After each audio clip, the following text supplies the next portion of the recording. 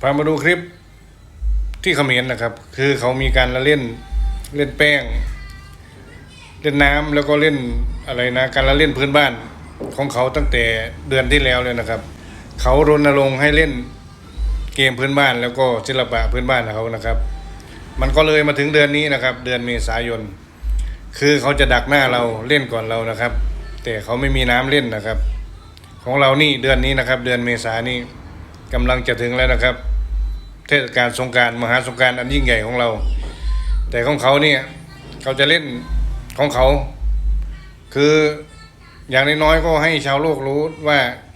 เขาก็เล่นเหมือนกันแล้วก็มีขบวนรถแห่ของเขานี่ขบวนรถแห่ที่ยิ่งใหญ่ของเขานะครับ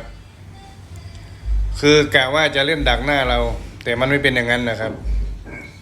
ยังไม่มีต่างชาติไปนะครับแต่ของเรานี่รอดูอีกไม่กี่วันนะครับมหาสงกรานต์เราระดับโลกนะครับของเรา